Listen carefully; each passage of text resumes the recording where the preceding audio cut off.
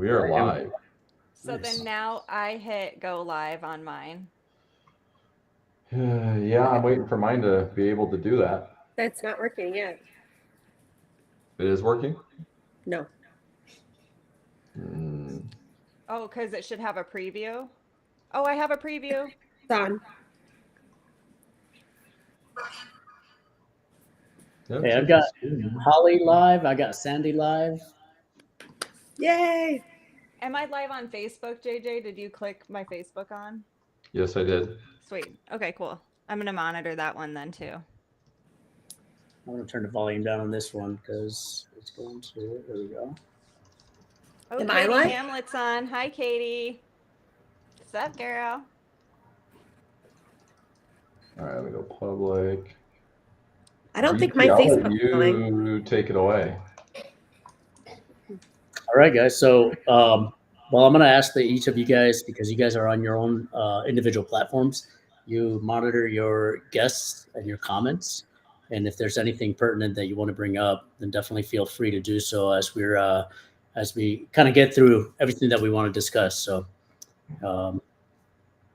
cool. Let me see here. We're going to wait for a few more people to jump on, or? I'm good whenever you guys are good. Tim, got a thumbs up. Good. All right, JJ. I'm good. Ed. All right, so what's up, everybody? I appreciate you guys taking your time to join us here. We figured we've seen. I think by now everybody knows the NAR settlement issues going out there, all the negative press that we've received from it, and honestly, I think it's important to just kind of move the conversation forward. This group of guys that we have here today, we're always talking about what to do next. And try not to focus on the negativity that we see. So, with that, I just want to welcome everybody. Thank you again for joining us. And we have here Holly Brink, managing broker for Epic in Iowa. We have Tim. He's an independent agent also with Epic. We have JJ Johannes of the Johannes Group. And, of course, we have Sandy Lynn, that broker girl. So, and I'm DC. I'm just going to be moderating some of this here and just kind of talking through, letting everybody put in their 2 cents. So let's start with Holly over there. Holly, Tim, JJ, and then Sandy. Just give a quick intro about yourselves. All right. Well, I'm Holly Brink, the managing broker of Epic Realty in Iowa. For the past 4.5 years, I've been the managing broker at a different cloud-based brokerage and managed up to 350 agents. So I'm excited to be here. Hey everyone, Tim Shermer here, Cedar Rapids, Iowa. Been a licensed agent now going on probably 12 years. Private brokerage for probably 5 years. Made a move over to EXP and now over at Epic. And excited to have some conversation with these fellow agents. All right, JJ Johannes, Johannes Group. Been involved in real estate for about 21 years, licensed agent for 12 years now. Along with Tim, we had an independent brokerage for a while before moving to a cloud-based brokerage, and recently switched again to another cloud-based brokerage, and looking forward to the conversation about some of the things that are going to be changing going forward in the industry and how we as agents can kind of move forward in this industry as things continue to change. Hey guys, I'm Sandy Burnett, that broker girl. I'm out of the Quad Cities, Iowa and Illinois. I'm ready to get this discussion on with everybody else.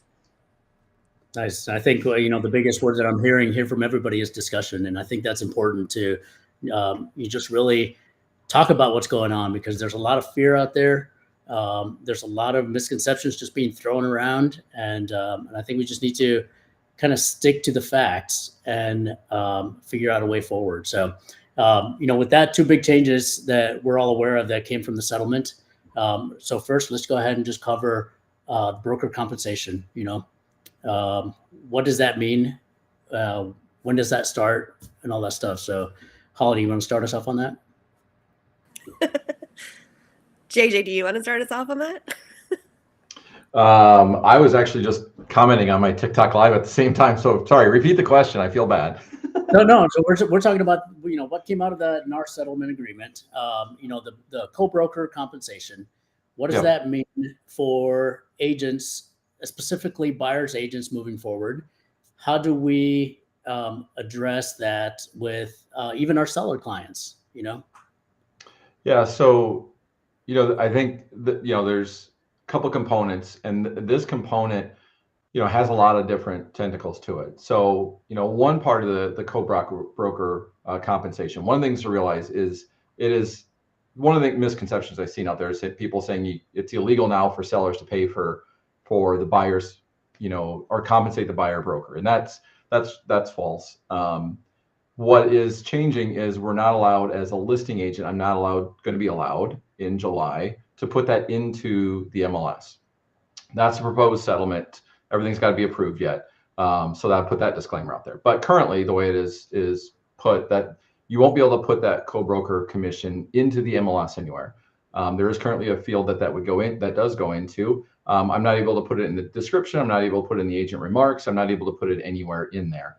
Now, as an agent, I can put in there that the that the seller is willing to offer buyer concessions, but I can't say they're going to offer, a commission. And so there's going to be some changes with putting that in there. Now, what also changes on the same side or the same conversation is when we talk to a client as a seller, is talking to them about the commission that I charge as a listing agent, and then talking about what they may or may not want to offer out as a co-broker to other agents who have buyers that are looking. And so that conversation is going to change. I know for myself, I've had this conversation in this manner for years now. I don't know how many years, but of not talking about I charge X commission and part of that's going to the agent. The other agent who brings buyers is going to be me talking about what I charge for my services. And Lionel, let's talk about, do you want to offer out the co-broker commission? Let's talk about the pros and cons of that, because again, commissions are negotiable. There is no standard commission. As some headlines came out, a couple of weeks ago saying the standard commission, there is no standard commission. There is, each agent can negotiate that commission. And so I guess I'll quit there and let others jump into the conversation, but that's where I see, the co-broker commission from the selling side changing in those two aspects of where the information goes in, and then the conversation with the seller as far as how they want to market their home. Holly, how would you approach this? Yeah, so it's a multifaceted conversation that we need to be having. And so we definitely need to learn, if we don't have the tools already in our toolbox, how to talk to sellers about co-op compensation, why it's valuable, it's totally optional. And that's where each agent and company can come up with their own policies and how they want to operate. And then at the same time, we need to learn how to talk to our buyers about how we're compensated, how much we charge, to make sure that we're not working for free. And so it's really important to make sure that we're leveling up and practicing and role playing and learning these skills simultaneously. Yeah, I think that's one of the, from my side, it's going to be a huge learning curve for myself, because I've always been that agent. We talk about that agent who says, hey, if they want to work with me, cool. If not, cool. I'm not going to force them, and I'm not going to lock them in with the buyer's agent, agreement. And now, with everything that's coming down, it's going to be required even before you go open the door. So you got any thoughts on that, Tim? Yeah, I do actually. I see it working two ways, that you're not going to get run through a lot of showings and people kind of ghosting you last second or switching agents at last minute or out of nowhere, where you're going to know right up front if there's a real relationship with you in regards to client-agent relationship. Because for them to go see houses, they're going to have to sign it with somebody. So if that's not you as their agent, that's okay. I'm not going to go waste 2-3 times and find out, hey, they didn't have enough money or they can't pay me. So you're just going to get right to the point of, hey, I want to go look at a house. And similar to a pre-approval letter, I don't know how this is all going to work out, of how you can guarantee the buyer has sufficient enough funds to pay you if the seller doesn't want to offer out buying broker commissions. That's the one I haven't figured out yet, because in the lending world, you get a pre-approval letter. for us, they can still get the mortgage, but if the seller isn't cooperating and offering out buying commissions, how does that buyer still pay if there's not enough funds? And my guess is they're not going to escrow money from a seller when the agreement is with the buyer and the buying broker. So, but I do think you'll get to the point immediately of client relationship of, are you a good fit? Because they have, it's not like we're different than anybody else. The state of Iowa, Illinois, Texas, everybody's going to be on the same page of having that buyer agency agreement signed immediately before showings. Yeah. No, and I think you made a really good point about funds possibly being escrowed. And, that brings up a really good point that I know, Sandy, I know you're passionate about this with our VA buyers. How does that affect them?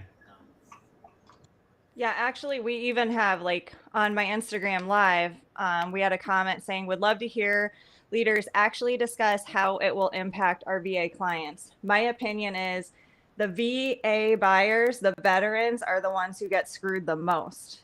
With this whole settlement, they get screwed the most because they are straight up not allowed per VA loan guidelines to compensate their buyer's agent. Therefore, they're not allowed to basically have representation, not allowed to afford representation, not allowed to hire their own representation with their loan. Okay. So Tim, with your, or when you were talking about compensation, if I were working with somebody, this is aside from the VA, if I were working with somebody and I saw their pre-approval, the first thing I'm going to look at is how tight their pre-approval is. The second thing I'm going to look at is, do we have to ask for seller pays within that pre-approval, right? Because we're all looking at the strength of the pre-approval, what we need to do, how the lender is, constructing this pre-approval, right? And so we got to set our buyers up for success, right? And so if we are not required to ask for seller pays, that's, to me, that's like a golden ticket. They're going to be fine. Like, we're okay for covering that. That's just my opinion, like how I would like immediately calculate that. But with a VA buyer, you can't do that. You can't do that at all. I have found some creative ways in working with VA buyers to be able to do this. And I would rather discuss it offline because I don't feel comfortable enough, like knowing that these are the right ways to go forward. But I want change for the VA buyers for sure. And I want them to be able to be competitive. I want them to be able to afford representation if this is where we're moving towards. And also, one more thing that I wanted to say with regards to having that conversation up front. I mean, put yourself in the buyer's shoes. How pissed would you be? Like, if your realtor is showing you around a bunch of houses, you had no idea you were going to be on the hook to compensate them.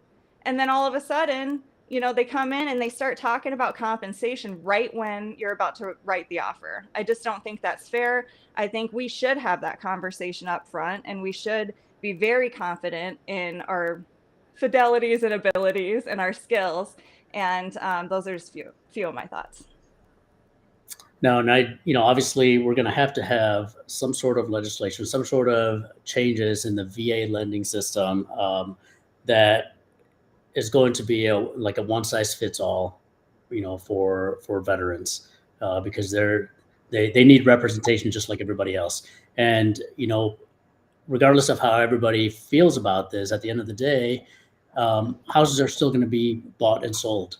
There's people that are going to go out there thinking that they can do it on their own. And, by all means, if you feel comfortable with that process, go for it. Nobody's stopping you. Nobody's ever stopped you. You could have still, done that. I think right now the discussion needs to be in regards to our career and how we elevate our profession. How do we convey that to buyers and sellers? So, definitely a lot of changes that need to come forth with that. I have another note on here. As far as the timing of all this, JJ, you mentioned earlier, and I think we all know this doesn't start right now. This starts in July, and there's still a lot of legal fights that are in the works right now. When do you think we need to? Because already the media is already scaring the consumer. Already all the negativity is scaring everybody. Really, there's just a lot of fear and uncertainty in this. So when do you think is a good, appropriate time to start educating our clients? Yesterday. That would be my answer. 4 No, I years mean, ago. I think Yeah. I think the conversation needs to start now. If you don't think your clients have seen the news or read a headline someplace, I think your head's in the sand, so to speak, right? So right now, there's a lot of information out there, and clients might, your clients of yours might be thinking different things. So I think it's if there's ever been a time like it was yesterday, it's today. Like the conversations you have with people tomorrow, should be talking about the commissions. And part of the timing too is, from a buyer's perspective, can I work with a buyer today and I don't have to have a buyer's agency agreement? Potentially on your state may or may not be a law, right? In Iowa, where most of us are from, other than DC, out of Texas, you have to, starting July 1st, you're going to have a buyer agency agreement before you write an offer. From a state perspective, your broker may have different rules, but the NAR rule that will potentially go into place in mid-July says you have to have that agreement signed before you show a single house. And so is that a different conversation for a lot of agents than they've had? Yes, the vast majority of them. Is that a different conversation than I've had myself? Yes. Like I haven't had a buyer agency agreement before I showed a house before, but that's something I have to change. That's something I'm going to embrace as change. And I know for some people it's like, well, my clients don't want to sign a buyer agency agreement. Well, starting in mid-July, unless something changes on the settlement ruling, they're going to have to. Well, they're going to call the listing agent. Well, the listing agent probably going to have something signed as well, saying they're unrepresented, or they're going to have a buyer's agency. In the future, meaning literally like 3.5 months, 4 months from now, I believe that most people who are looking to buy a house that has an agent representing the seller is probably going to have to sign something to go into that house, whether they're signing that they're unrepresented or they are represented by that agent for that house, for that day, for for 6 months, whatever it would be. I think that's where this is trending towards. And so start yesterday, start today, start tomorrow, having these conversations with people. And yes, if you haven't had those conversations before, it can be a little bit challenging. It can be a little bit tricky.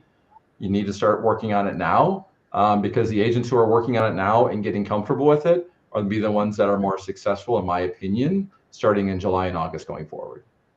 I've got one for you. I've been seeing this trend, okay, this fear-based trend from agents, especially the ones who are not used to getting buyers educated on this process. What would any of you say to the ones that say, well, they're just going to go find an agent who will show them houses without doing this, whether it's required or not?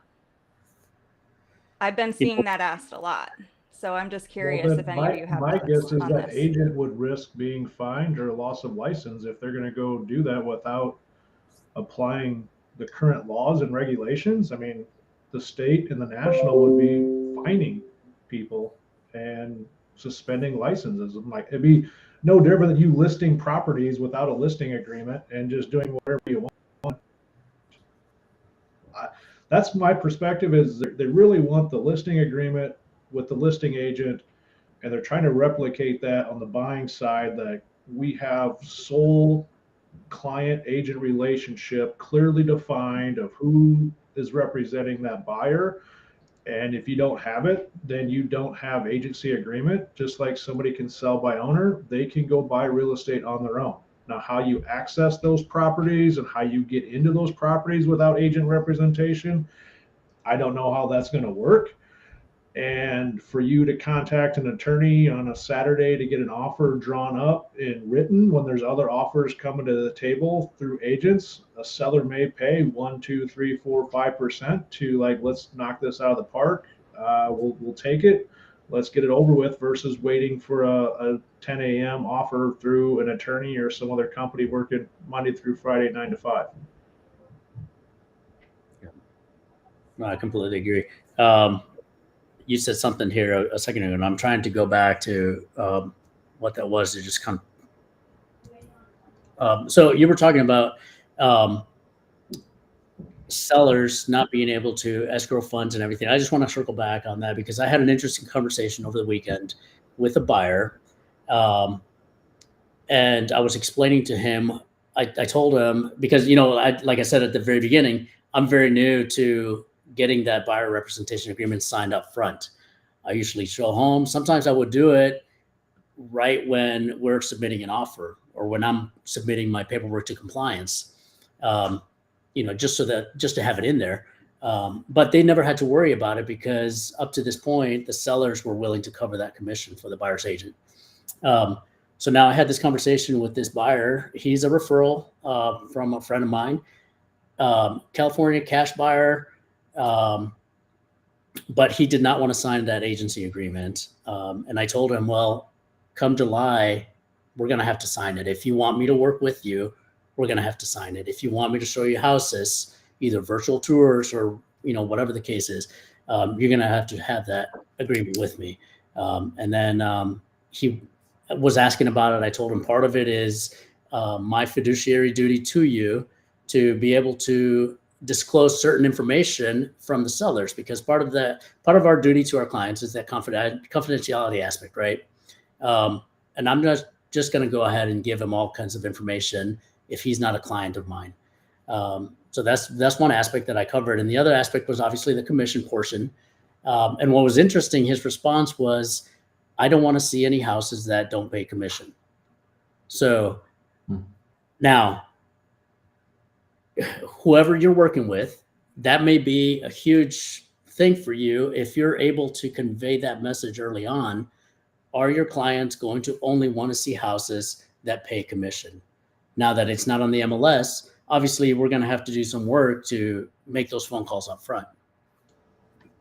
I think and it's that's just your another buyer talking, layer. and that's what I've always, stated is, I actually call up the cooperating agent, the listing agent, and I'll say, this is on direction of my buyer, do you want me to show the house? If so, XYZ. And it's up to the listing agent to discuss that with the seller and get back to me. And I've actually never had them get back to me and turn me down. Usually they're like, yes, we'll pay you to come show the house, please. So that's very interesting. And it's, as long as it's not us doing that, I mean, a buyer has every right to choose which houses they would like to see or not see. Yeah, I would add this another layer, no different than how many buyers do you work with that really want to have their closing cost covered, right? They want to have $2,500, $3,500 in closing cost covered. And if the seller's not willing to cover closing cost, what do? If, we got into a period of time there where the buyers wanted a home inspection, and some of the sellers are like, it's as is. You want to do a home inspection, we're not taking your offer. Okay. You could ask for, painting allowances, carpet allowances, quick closing dates. FHA loans have certain requirements. VA loans have certain requirements that, the seller can say, due to your financing, I'm going to go with a conventional offer. I'm going to go with a cash offer. I put this in the same exact category as one of those negotiable items. And if sellers don't want to pay, that's fine. You can walk away from FHA offers or VA offers or, quick closings, or if they want home inspections, radon, termite, all these inspections, the seller can say no. The buyers can say no as well. It's just all part of the negotiating of the terms. I've been fortunate in the last 4 years, I've reduced my commission once. Ever since then, I've gotten everything that I asked for, which is, incredible. It's amazing that, either buyers or sellers are willing to pay for that. But one thing that I've been thinking about how to approach this is perhaps if it's that close, and I don't know about you guys, how you run your business. Are you guys willing to give credits to buyers? How do you feel about giving credits to buyers to cover certain expenses to make the deal go through, as long as you're getting a full commission? What does that mean if we're getting the full commission, but we give Well, credit? okay, so here's the thing. Whatever So you're asking. let's just say you get, you ask for 3%, right? Would you pay for your buyers' closing costs, however much that would be, if they're willing to sign that rep agreement? Would you pay for their closing costs? Would you be willing to split that with the seller's agent if they're willing to negotiate? How do those negotiations go forth in your? So here's my thing. Like a lot of agents will sacrifice their paycheck to make a deal go through. I'm not one of those agents. If I fuck up something during the deal, such as like, there's an appliance that, they had asked me to cover on the bill of sale and I forgot to write it in or something like that, I'll buy them. Like I have bought a washer and dryer for my buyers before because that was my bad, but I don't just hand my money out just for them to work with. I don't pay people to work with me. You know what I mean? So that's my thought. But like, if I need to make something right because it was something that I needed to make right, I will make it right. That's just, but everybody operate. And that's what I love about this is like, we're all entrepreneurs, right? But that's how I operate. Yeah. Along those lines, I just had this yesterday. I bought a dishwasher to get a deal to go through. So those are pretty rare, but I think it just comes down to those situations. I've also said no to things. It just kind of depends on the situation and where it's at. But one of the things that you mentioned earlier, I was going to mention or talk about, I think, or maybe Tim was the one that mentioned it. Sometimes this is something I explain to my kids, and they probably don't necessarily like when I talk about this, but what I like to say is that choices have unintended consequences, right? So when someone has a decision or something happens, there's an unintended consequence from that. And so, yes, let's take the MLS off or the co-broker commission off the MLS. Let's make the buyers, pay for have an agreement with the agent. And now let's have the sellers have the freedom to say, I want to offer 0 or I want to offer 10% to the buyer commission to the buyer's agent, whatever the realm is, right? But now, because that's completely open and it's not necessarily seen for the buyer's agent, and we're talking to those buyers about, hey, here's what my services would be. The unintended consequence of that for sellers is you're going to have buyers who say, show me the properties that have cover most or all of your commission, more than likely, right? Yeah. That's going, like you had that, it was DC, you had that with your client from California. That's an unintended consequence that I don't think sellers realize is that you can offer no commission. Buy owner's already been out there. You can already offer no commission out there if you don't want to. But you also limit the pool of buyers that you have, and that's their choice and it's your choice. What I'm worried is that sometimes we might see in the future where sellers are upset saying, well, these agents didn't show me this house or that house. And that's where it's going to be important that agents have documentation or to have those conversations that Joe and Jane Smith didn't want to go through properties that weren't offering at least 1%, 2%, 3%, whatever compensation. Because as an agent, what we try to do when we are listing a property is we want to get it in front of as many people as possible, right? That's our goal. The more people that see it, the more opportunity that you get the buyer who's interested in your property. And so for sellers out there, that's something I would think about is you are, depending on your price point and the type of home you have, you definitely could be limiting your prospective pool of buyers. I like one of the comments that just came through. Alicia Dooley, I believe.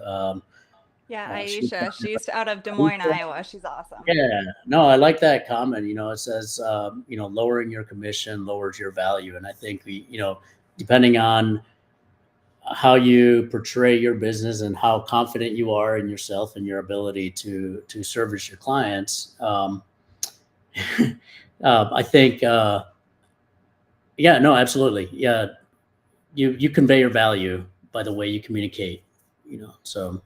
Well, also not only that, and Holly goes next, but I just want to say something really quick on the subject. So I have reduced commission but only at the end of a deal. Okay. If there's something to where I'm like, these people, are great or they're, longtime clients or whatever, I reduce at the end of the deal, not at the beginning, because it seems like whenever I reduce at the beginning of the deal, and, this is more for the agents, know your worth agents, but for some reason, whenever I give up anything at the beginning of the deal, it's almost like giving them carte blanche to walk all over me. They become a nightmare, literally. And so it's so weird. The more I charge, the more respect they give me and the smoother the whole process is. The more respectful they are of my time and everything. And then I feel good about reducing at the very end. But I'm sure we all can relate where we've cut down on something up front and then it's the biggest nightmare ever. At the very end, you're like, I did not charge nearly enough. So that's all I wanted to say on that matter. Yeah, I was just going to say the argument could be made that once you negotiate with your professional fee, you've now inserted yourself in the transaction, and whose fiduciary duty are you really looking out for? If you have the mindset that $1,200 is better than zero, one would argue now you don't have a fiduciary duty to your client. So that's kind of what I've always taught. Again, not that you don't have the flexibility or freedom to do what you want and run your business, but I'm really hoping that this settlement, and in the states where this is becoming law, that it really helps agents pivot and believe in themselves and really start to have sort of a backbone when it comes to their professional fees. No, I agree. And just to piggyback on what Sandy was saying a second ago was, when you step up and you're the leader, because they're hiring you to be a leader in this transaction. They're hiring you for your guidance and for your expertise and your professionalism. So,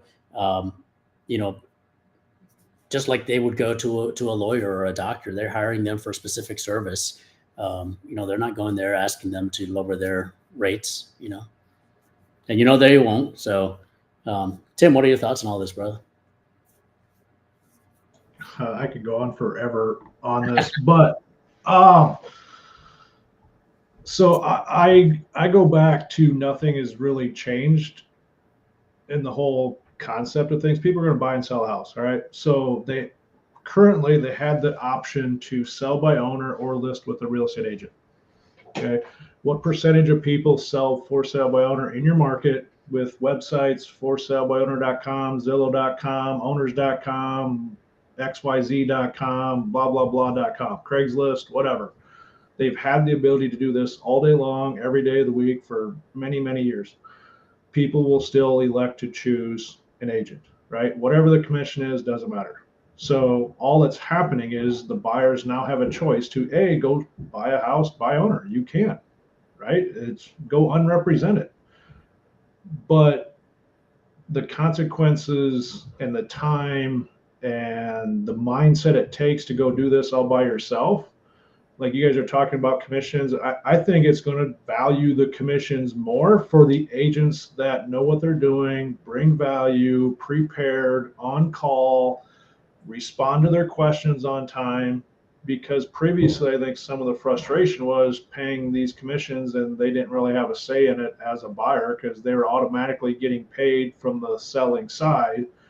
And a lot of agents got away with minimal knowledge to get it from point A to point Z through a transaction. So I think if you are a buying agent, whatever the listing presentation is to get a listing, I think you better be 5x to 10x better at bringing value as a buying agent than what you previously had with your current buying presentation. You better have contractors, you better know stuff structurally, mechanically on homes. You better bring something to the table versus just opening a door and asking, what do you think? Because I think those days are over. Yeah, no, I agree. And I like what you said, like nothing's really changed. We need to, if you've been a selling agent and you've presented that, agreement, that listing agreement, approach it the exact same way. You read through everything. Eventually you're going to get to the commission portion, which you do with the selling agency anyways. So, I like that. And the other aspect of nothing has really changed. I think we're always going to have those discount agents and discount brokers that are going to really devalue our profession. And not to throw jabs at anybody, but there's always people that are going to want to do more deals for less money. And in turn, I think there's a certain percentage of the consumer pool that are going to want to seek out those people. So, but like you said, houses are going to be sold and houses are going to be bought at the end of the day. And if you start working it now, you're really going to be able to convey that message well. So, there's already flat fee companies out there, right, on the listing side. Yeah. Right. Yeah. What's the market share? There's already 4 sell by owner options out there. What's the market share? So there's going to be all this duplication on the buying side. I just don't know what the market share is going to be. And I personally don't think it's going to be a large number, but I could be way off, and the general public could be completely fine buying real estate on their own. And if so, they have the right to do that. Absolutely. And just to kind of pivot the conversation a little bit, because I really want agents to hear like what to do about this, right? Yeah. Like, what do we have control over? We have control over how we run our businesses within the guidelines of our brokerages and law. And we have control over what we're practicing, what we're learning. And so, I really want agents to reframe a couple of things. The first is, I think, as you mentioned, DC, at the beginning, you said something about like you had never really done buyer agency because you didn't want people to be hostage. They either work with me or they don't. And for me, it's never been about holding a buyer hostage. Like even today, if a buyer signed a buyer agency and then I ghosted them or they ghosted me and I heard they bought a house 3 months from now, I'm not going to call. I'm not going to ask for commission because I didn't do anything. But what it's about is setting the expectations, explaining my value, explaining how compensation works, explaining how I get paid, and setting those expectations. And I want agents to feel confident that these are all skills that you can learn. And whether it's taking some of those free NAR ABR certification classes or jumping into Epic's Earth to Orbit training program, go to competition.realtor and see the list of hundreds of things that the value that we provide to clients. And if consumers are watching, what I want you to hear is our value is usually from contract to close. Can you find a buyer? Can you find a house on your own? Absolutely. Our value is contract to close. And what I want you to do is arm yourself with the tools so you can explain that to your clients, whether it's seller or buyer. I like that. No, and like you said, it's important to start having those conversations. So, on that note, and to kind of keep the conversation moving forward here, what should agents be focusing on doing now? And I'll tell you real quick what's working for me. It's actually opened up an opportunity because one of the biggest things that we do in our job is prospecting, is following up with our past clients and everything. And I've actually since this dropped, I've had a lot more conversations, picking up the phone and calling past clients. Because inevitably they know who I am. We did deals together, and the conversation always goes to how's the market, and whether or not they're ready to buy or sell. We always talk about the state of the market now, and I've taken that opportunity to talk about, hey, have you heard about what's going on with the NAR settlement and all this? And do you understand it? Do you have any questions? So it's really actually opened up, and I'm comfortable talking to them. So it's not like I'm talking to complete strangers. So that's a good thing. So I think for newer agents out there, or even seasoned agents that are not used to having these conversations, open up your SOI bucket and start calling your people and just having these conversations. Just real quick, am I the only one drinking in this virtual? Hell no, Sandy. Come on, girl. Okay, good. Making sure. What you got? You got H2 on the rocks? All right. I have water.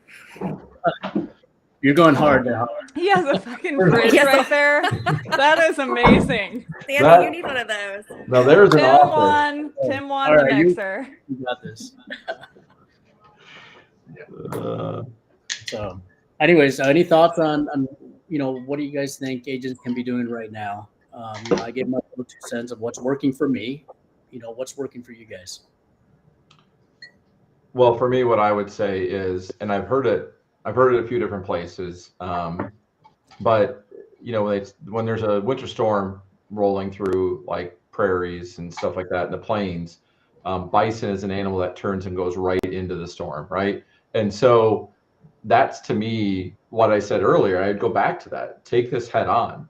Holly touched on, the National Association of Realtors, you can get an ABR, accredited buyer representation, I think is the R. Don't even know for sure, but you can go through that course and you can get that for free.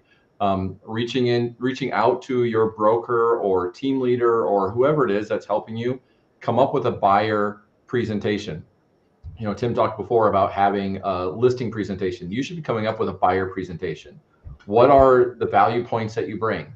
Here's a tech tip for you. You're not sure what that is, go to ChatGPT or Bard or go to Microsoft's Copilot and start plugging in things. And you do a lot of those things. You just don't think about those off the top of your head. Start notating and documenting the things that you bring value to.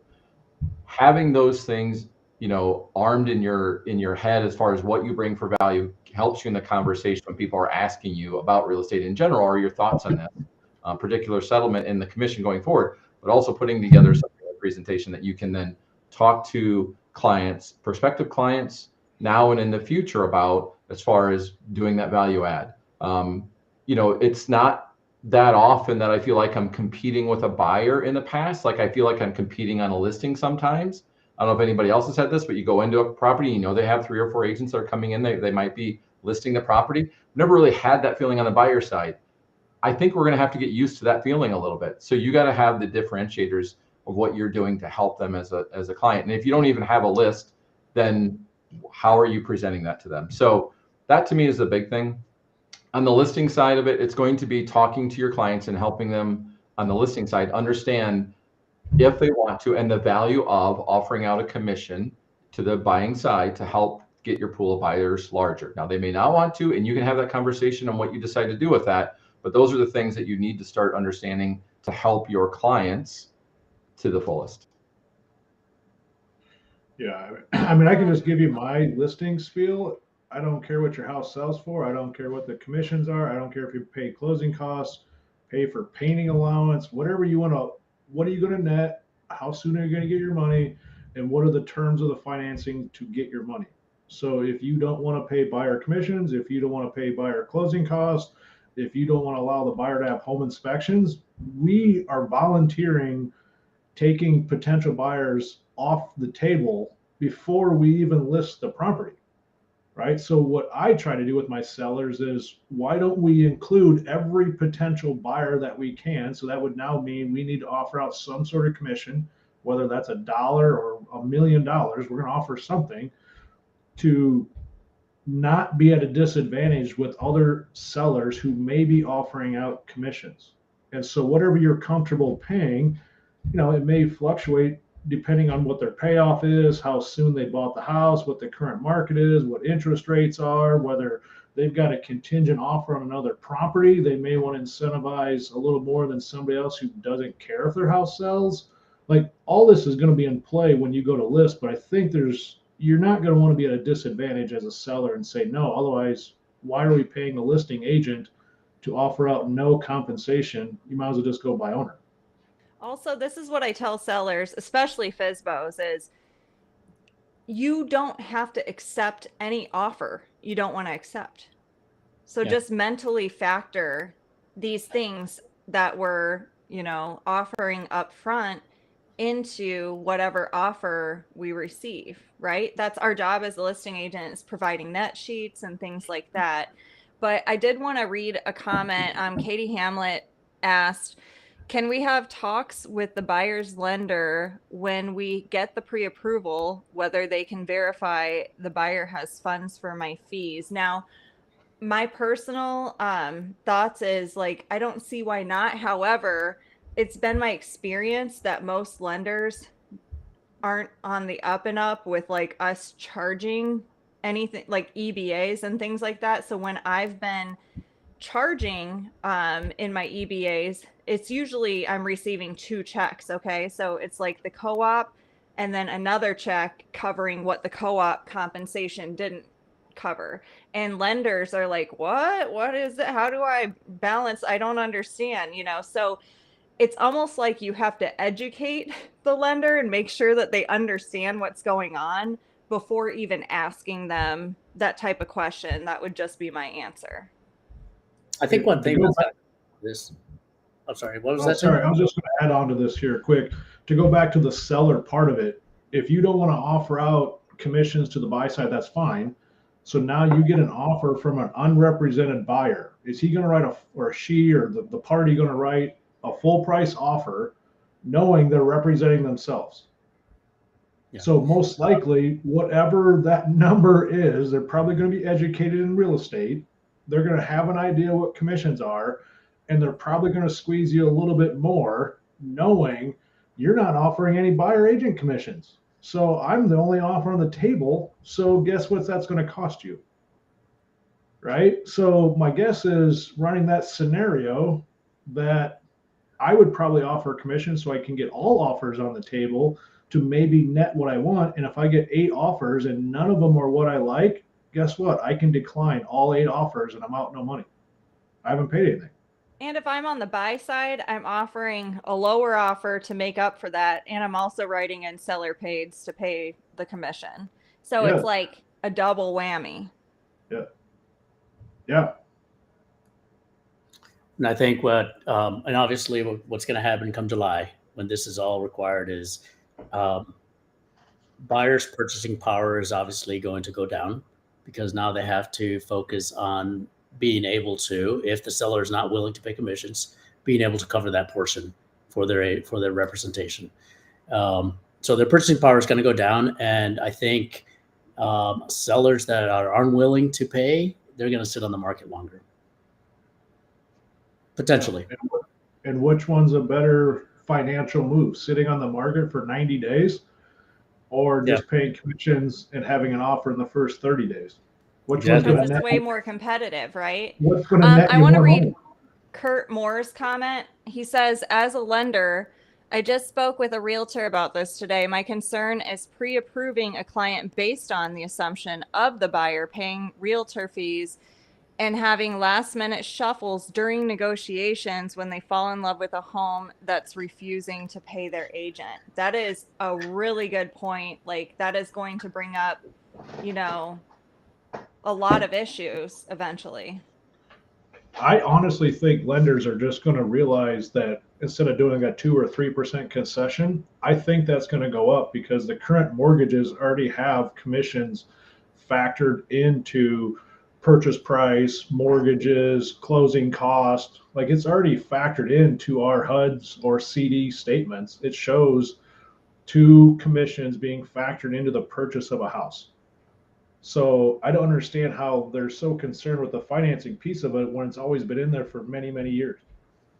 Because there's a limit on the concessions right now, on depending on the type of loan. And I think that's there's going to be dominoes that fall, but domino 1 is if it goes into place, then the next dominoes is will the percentage of that can be allowed for concessions and maybe changing the verbiage for commissions go up from 3% on certain loan, 5% on other loans. Like that's the thing that, is something that might have to change. Because if a buyer wants or is looking for closing cost and then has to pay a commission, to Kurt's point, I think that's where you have the double whammy, where if that cap is raised on the percentage that can be offered out on concessions or that the buyer can get a credit for concessions, that's where that would change. And what's going to get guys, weird, why does this have to be concessions? Why can't the law change to where like lenders are paid in the CD, in the origination fee? Why can't we be paid that way? And I have another question for Kurt, if you're still listening. Is there a cap on what you can charge for your origination fee? Because I wouldn't want, a cap on what I can charge I just don't think that that's fair. So I'd be interested in your answer on that.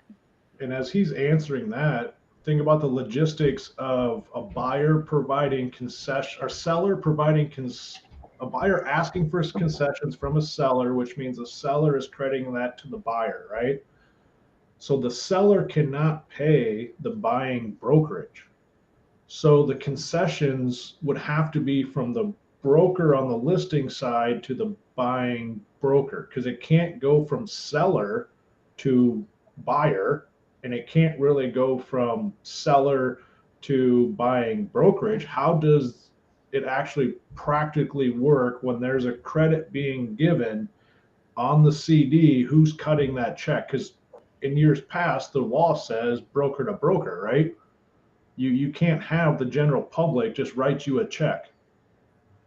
But the way they're wording it is with these concessions, the seller is giving a concession to the buyer, then the buyer is supposed to use that to pay the broker.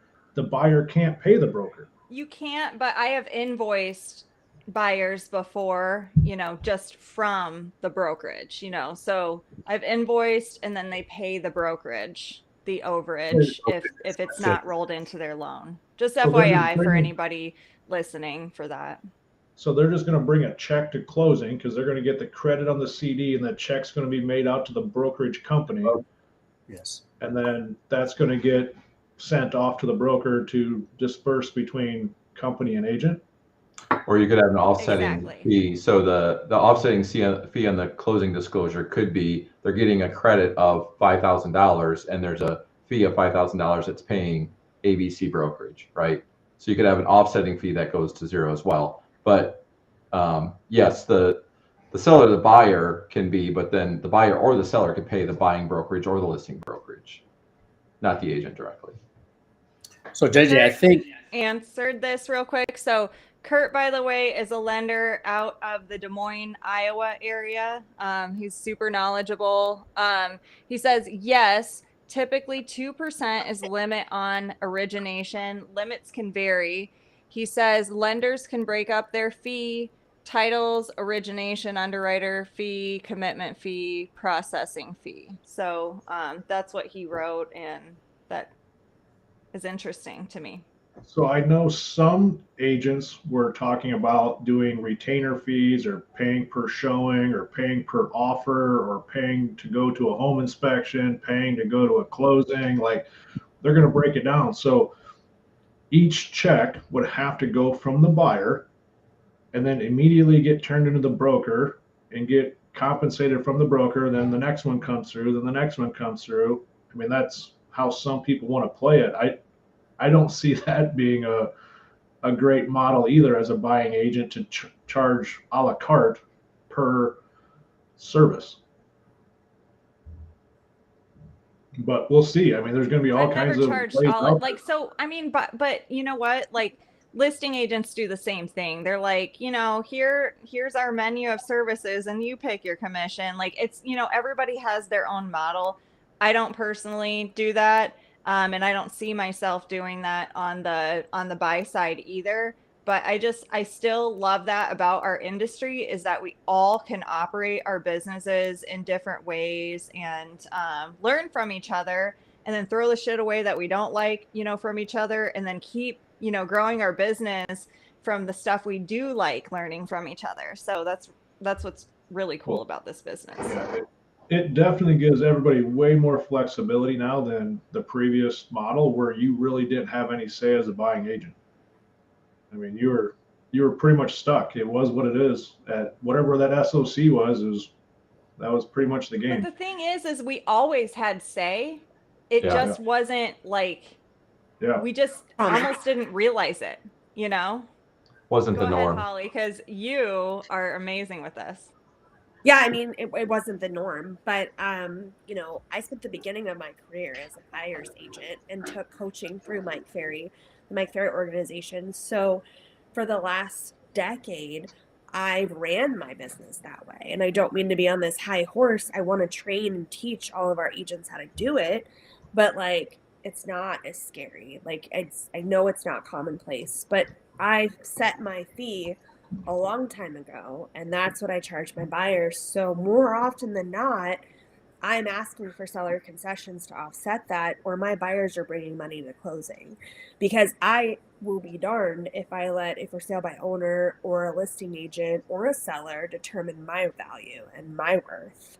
And this is really an opportunity. If you practice your skills and you practice your scripts and you have a presentation, it's your opportunity to finally get paid what you're worth and not allow other people to dictate your value. It's literally like we've been letting Target determine how much Walmart employees are making. Like, it doesn't make any sense when you look at it, like when you unwind it and look at it backwards like that. So No, I think it all comes back to having these conversations, either learning how to have those conversations or continuing to have those conversations with your clients, with your friends, family, anybody that that you service. So cool. We're pushing 8 o'clock here. It's getting close to my bedtime. Any questions that you guys are seeing on your platforms?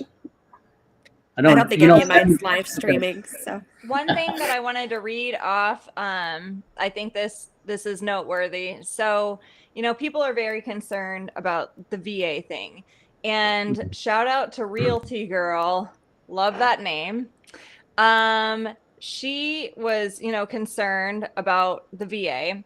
Then my brother, shout out to BRB, Bobby Ray Bunch. He says there will be changes for VA buyers. Realty Girl says it literally takes an act of Congress to change the guidelines for the VA loan.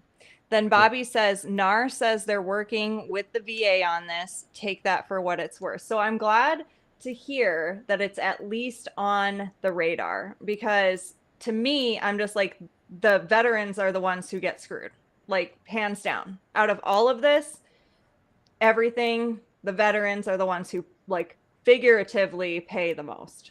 Yeah, and anybody that's familiar with the VA system, Sandy, I know you are. I don't know if anybody else is familiar with it. I'm definitely very familiar with the VA system. It doesn't move fast at all.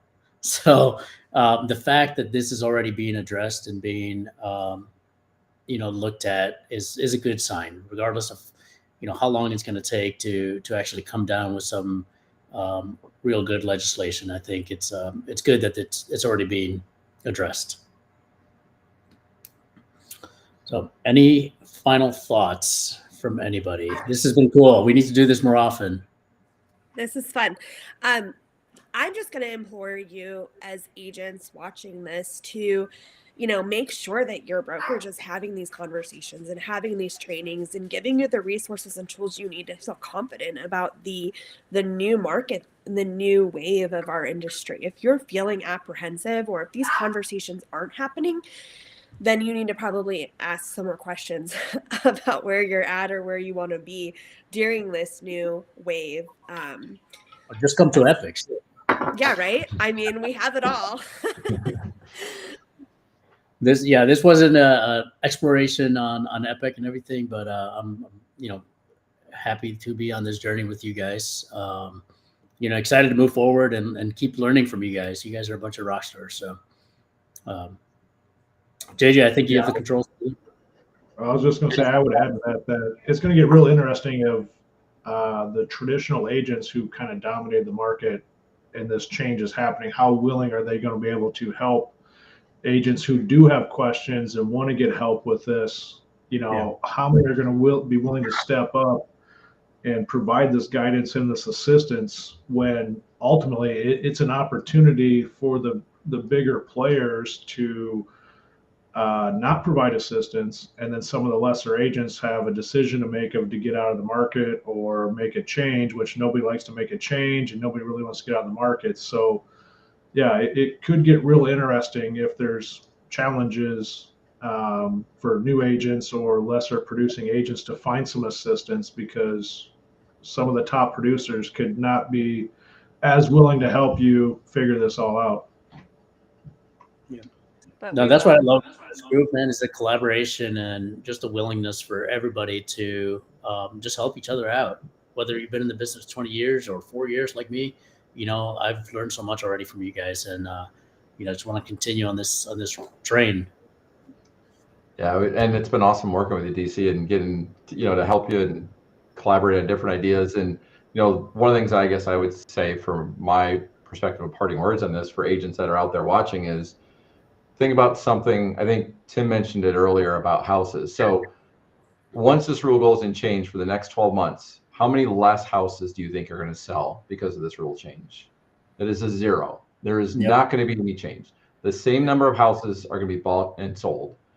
The agents that sees this opportunity to get themselves educated on what they need to do now are going to be the ones that are best positioned to gain market share going forward. And so, you know, whether you need help or don't need help, whatever you're at, I just challenge you to think about how do I educate and improve and grow myself to help my clients moving forward. Because again, a lot of people just want to say, oh my gosh, how are we going to do these things? Again, the same amount of houses are going to get sold in the next 12 months after these rules go into place. It's not going to change how clients want as far as them buying a house. How you can help and how many you can help is what could change. And that change is going to be determined on what you do going forward. Yeah, My parting thoughts are, I've heard like people, you know, first of all, I've been licensed since 2016. And I've heard people licensed since, you know, like 30, 40 years saying that this is the biggest change that they've ever seen in the business. And when I first got licensed, I mean, I feel like I was fed to the wolves. It was just like, obviously we all know as agents, your licensing classes don't teach you shit, right? It's like, here's like how many, it's our joke, right? How many square feet are in an acre? Okay. And so what we did tonight, I'm super passionate about. I had so much fun, but I'm super passionate about, you know, bringing like cohesiveness and education to realtors. DC, like when I did that reel, it's like just a quick story. DC and I met on Instagram. We still haven't met in person, but I feel like I've known you my whole life. We're fellow veterans. We drink together all the time. Cheers. Like he's like my brother, you know, we just get along so well. So please, if you guys, you know, if anybody feels like they're not being, they don't know, they don't have direction, they want more training, they want a group to join, reach out to any of us because this is what we love to do. We love doing this. All right. Anybody else on parting? You're gonna shotgun that, truly. Any other parting words? Otherwise, I'll end the live stream.